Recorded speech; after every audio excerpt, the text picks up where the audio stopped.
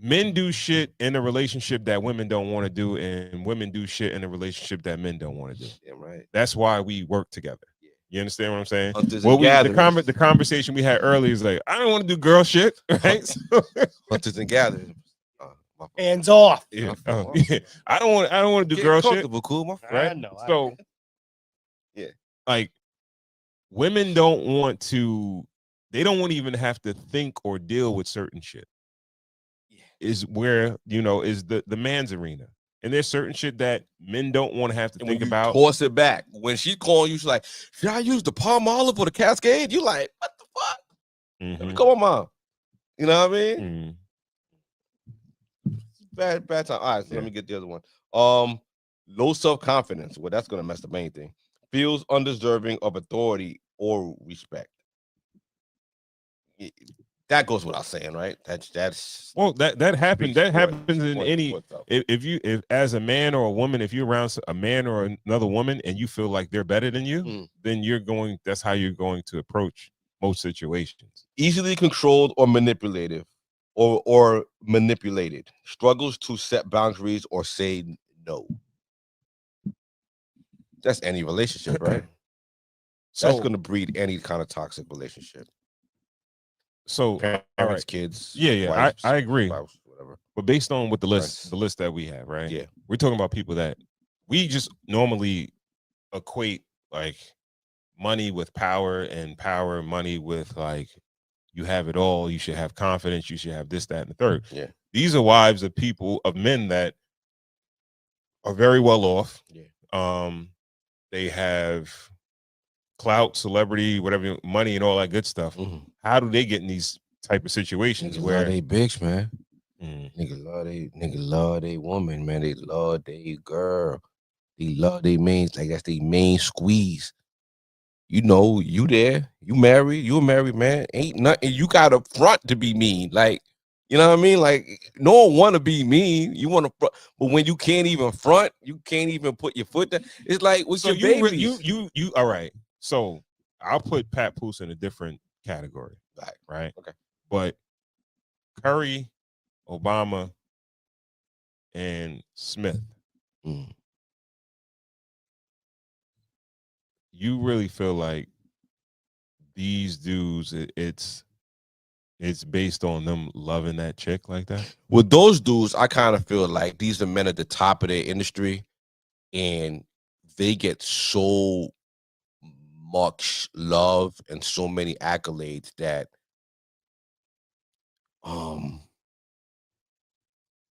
it's almost like they feel like. But all right, hold on. How does that happen? No. I feel like the way they get treated at home almost brings them down to earth, but then it kind of like morphs into disrespect other places. It really doesn't make sense to me.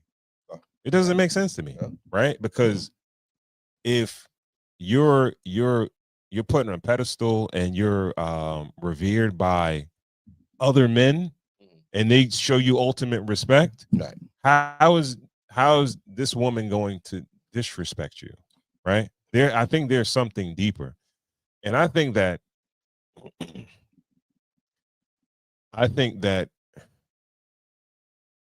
they know certain things about these guys that we don't know, and that's why they don't have respect. Okay, so no, well, you know, Tasha fucking Cayman coming out. I wasn't trying to go there, but yo, it has to be something deeper, bro. Well, I definitely think that all right, you know, Ron, I think you have a point there. It has to be something like that, right? But I remember watching a documentary on DMX, and I remember his first wife talking about him and things of that nature, and she would always just refer to him as Earl, right? Now you look at a person like DMX who had like this tumultuous start of life, right?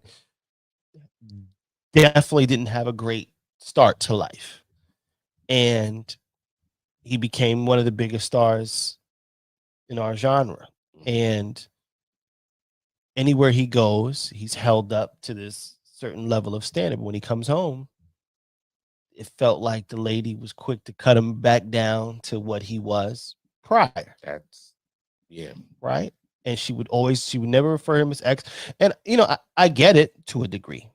But now think about it. If this person's life was in the dirt prior to the fame, and you are a constant reminder almost of, you keep reminding him that I knew you before when you didn't have, or whatever the case is, I do think it wears on you in some sort. It has to. I think there's a difference though, in these men versus like an ex. Oh, yes. Like as far as like Steph Curry wasn't doing, he was crack. Yeah, before, he was. I get it. And she didn't struggle with him or anything like that.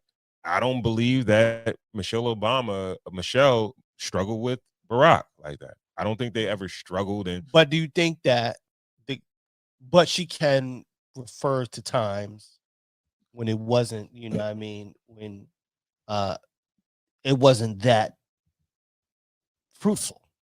I can say that Michelle might have non-fruitful times, because they met as students, right? Now, mind you, they met as students at a esteemed university. Where there's probably not a lot of black student body, black males there that are shaking and well, everybody there is probably shaking and moving, but there's probably not a lot of black men there in those institutions, right? But I'm with you. I just feel like these ladies seem to be able, or maybe on the low, or maybe they're able to just kind of bring them out of the clouds. Now, for instance, Bro, okay. hold on. Yeah. I'm just saying. Now, let's use Savannah James, right? Who is a true testament of being with somebody prior to. Well, she got with him when always been. He was a good basketball player, right? I mean, did she ever think he would be the greatest basketball player in the world? I mean, I don't know. That goes everybody in her neighborhood was telling her that. But my point is, he was definitely going to be one of the best players in Ohio. Oh, for sure. Right? Where they're from. For absolutely. But the thing about it is, if you realize she's never in those conversations, right? And I wonder why. Maybe she stays totally out of the way. All right. Just the human nature, right? If everybody's saying that, yo, you're great, and there's just one person that's saying, nah, you're not great. Either you either know something or you just a fucking hater. Right? Or can I introduce one more thing into it? Go ahead. What if it's guilt? Guilt of who? Well, let's just say this is a Michelle Rowe candle, right? This is your wife's candle line, and she's been supplying candles for us since we started this podcast. She's on the journey with us, right? She's here with us. This podcast becomes the biggest podcast in the world, and her candle company still the candle company. In your quiet moments, you might feel a little guilt that her candle company doesn't get as much accolades, because you see what the candle company did and what it meant to the podcast. You might feel guilt, you know what I mean, that she doesn't get enough recognition. So you defer to her and you let her do that. You know what I mean? Let her shit. Yeah. I don't know. I'm just saying that it might be with those great men, it might be like a guilt thing. Like, yo, listen, I could take the criticism. I could just go on, talk crazy, get it popping, do whatever you got. You can say whatever you got to say to get your shit popping. I know you want this. You could say just about anything you want. Go viral. Do any. I mean, honestly, with that's the only really way I see it. You can just go ahead, rock out. I got thick skin. I'm great enough that I could take the licks from you. Let's go viral. Let's get the engagement. Let's just do it, and then you could go ahead. We're talking about Will Smith, Steph Curry, or Barack Obama. Mm-hmm. You know what I mean? Yeah. They could take the little bro, criticism. They could, but it's like I get love from everybody else. It's cool. And my closest partner, I'm gonna let that person shit on me. Everybody else loves me, and I probably do have detractors here or there that say I ain't shit, whatever. You know what I mean? You ever let your son punch you in the stomach? It don't really hurt. My son punches me in the stomach all the time. Just let him practice. Pretty punching. abusive, actually. I let you let your kids just practice on you. So you'll hit me as hard as you want, whatever. Just punch me so you think this is fugazi? Yeah. You think they're just talking shit about their husband? I think this is just a little bit of engagement. This is farming for like clicks and for streams. Yeah, this is a little fabricated. I feel like this is planned.